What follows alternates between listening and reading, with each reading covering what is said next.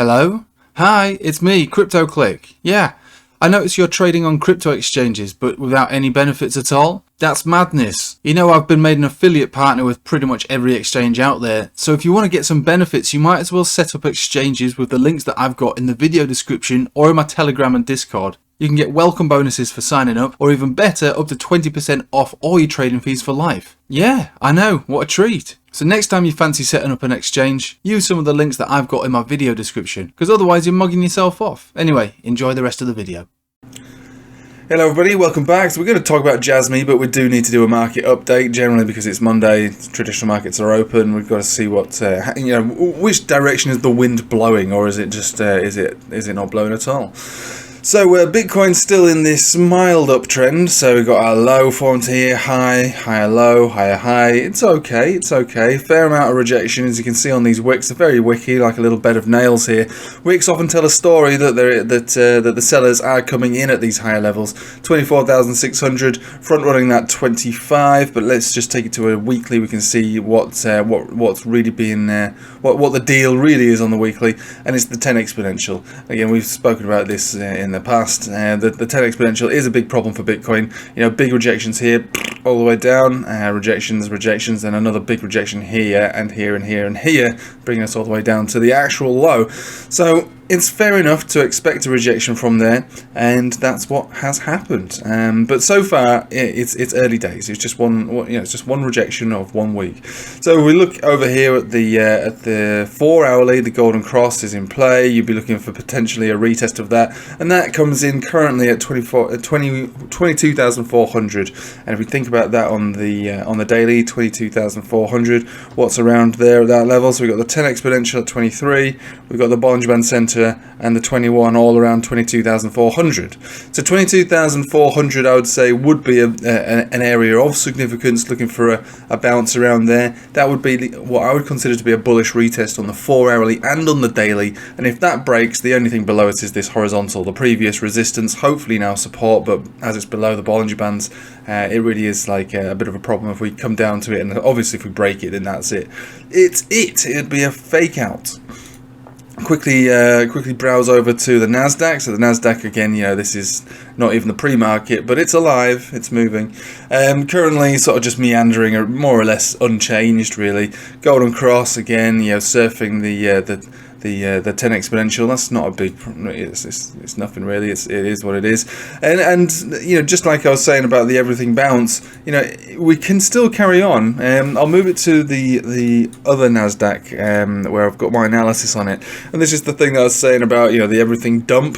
We can sustain some further upside on the Nasdaq, 200 exponential, but this is the main bit here. This is our descending trend line here. So this is the thing to be slightly concerned over, because in the broader picture, this is still very much a downtrend with your high, low, lower high, lower low, and obviously this would form another lower high, and then, you know, whether or not we go down to at least a double bottom or make a new lower low, it would be significant. So this is why we should always be aware of the broader trading environment before we look into you know, taking on extra risk, whether it's with Bitcoin or things like Jasmy. So that's a nice little segue into what we're doing. So long story short, we can entertain and sustain further upside on the Nasdaq, but the closer we get to these areas over here, the more concerning it would be to be involved in any risk asset, just in case we get a confirmation of another lower high. And again, you know, even if we can pump up to the 200 daily moving average here, you know, it's still a lower high here if we get rejected from it. So let's have a think about our friend Jasmy. So Jasmy did its nice little pump. We got our first sell order, to which I took 50%. The rest is still riding, actually. At profit, I have to say, still. It's all still at profit. I think my entry point is about 0.96 of a cent. First a sell order was, where was it? It's down here, that's it. 1.2, I believe. 1.12. It was around about these levels anyway, and so I think, yeah, that was the one. So we got the first sell order complete, and more or less a rejection on there. This is an obvious area for it to get rejected on the first pass. That's why I said on the way up we incrementally take profit. And so that one was done. And what's the deal with the chart right now? So this is 4 hourly coming down for a 200. For the center of the Bollinger Band retest. You might be looking for a bounce there. That's where we retested on this little pull out. The pump up and pull back. We got a really decent bounce on that one. We could be looking for that again, and then we've got an incoming golden cross that's not yet formed. So remember that it hasn't formed yet, but the moving averages have crossed above the descending trend, the consolidation trend line. So that is, that is something. We were looking for a retest of that. And if we also draw a horizontal to the previous, I suppose, resistances that we faced, we can see that also comes in just below the 200 exponential. Sorry, I don't know what's wrong with me today. The 20 moving average, or the 21. So we are kind of looking for a bounce around either this zone, which comes in at a flat 1 cent, or maybe we could sustain a pullback into the deeper moving averages, the 200 simple, the 200 exponential, the 50 exponential, and that comes in more or less at the buy zone of mine, which is about 96. So we do want to see either a bounce from here would be much better, much healthier, much stronger, or a bounce from here, which again, is still quite good. Deeper retest is fine, but I'd rather we see a bounce from this level now. Right, the other hopium that we can apply to the Jasmy chart would be based on the Satoshi pairing, so your Bitcoin pair. Now this is a daily. What we'll be looking for is a green portion of the cloud over here, which we've got, but it won't stay green for very long. It's green for the moment. We need to start closing above 49 sats. That's right. So we need a daily closure above 49 sats. The reason why we say that is that we've now got a fresh crossover here from yesterday. So that's a conversion baseline cross. Actually, no, it's not. That would be it. So yeah, what we're looking for is continuation and closures above 49 sats to 50 sats. That would give this opportunity to cross. It would also give our Chiku span time to close above the cloud. Obviously, we're green over here already, which is good, and the price will be above the cloud. Sorry, it's early here. It's early. I've got to get the kids to school clubs and stuff like that. Coffee's not quite yet kicked in, so there is hopium there, but there is reason to follow the chart really. So what we need to see is a pump or a bounce based on the tether pairing, which is where we're getting our analysis from for this chart, and then continuation on the Bitcoin pair to and above 49 sats.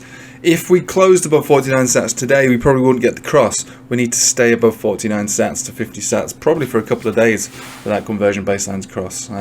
So yeah. The momentum, however, is still quite good. So the daily on the Bitcoin pair is actually strengthening, which is good. The momentum on the Jasmy pairing on the daily is weakening. So, but that's just the 4 hourly. If we just move it to the daily, what we see is strengthening as well. We've still got the bullish divergence still in play, no bearish divergence as well. But the 4 hourlies do look a little tired. I think this goes hand in hand with the idea that Bitcoin realistically wants a deeper retest to what, 22,400 or 500, and then the whole market was likely to bounce with Bitcoin. I don't see a problem with Jasmy, and I think it's still a buy the dip opportunity. The reason I say that would be the bullish divergence, the breakout of the trend, and the measured move that takes us up to around about, more or less, give or take, 1.6 cents. So, it's a risky trade. Remember, all altcoins are pretty risky at the moment. The reason being, Nasdaq offers a massive pullback and a continuation with a downtrend, but it doesn't have to happen that way. We have to monitor the situation closely. We have to employ decent risk management. But yeah, I mean, as far as Jasmy is concerned, it's still a good setup. And if anything, I might entertain the idea of buying the dip on this one, mainly if we come down deeper for Bitcoin. I would not buy the dip if we came down, starting closing 4 hours below 0.96 of a cent. Either way, the setup is still valid for Jasmy, and this has been a nice little run on it, and it's only fair that it has a pullback. And again, when you have a run to the tune of 41% over basically 6 days, you would be looking for a pullback on that anyway. So 14% here to 17% there. That's fair enough. Some people only look at the pullback. They fail to recognize the size of it. It's all proportionate to the size of the move. If the size of the move is 40%, it's only fair to see a pullback of 20% on an asset which is extremely volatile and has a measured move up to these levels here. Either way, let's play it safe today. It's the first day traditional markets have been open. Surprisingly, crypto's had a decent weekend, and we just want to tread carefully over this Monday period because anything could happen. We'll wait for American markets to open to show their true strength or weakness. Right, thanks for watching. I hope you have a nice day and take it easy.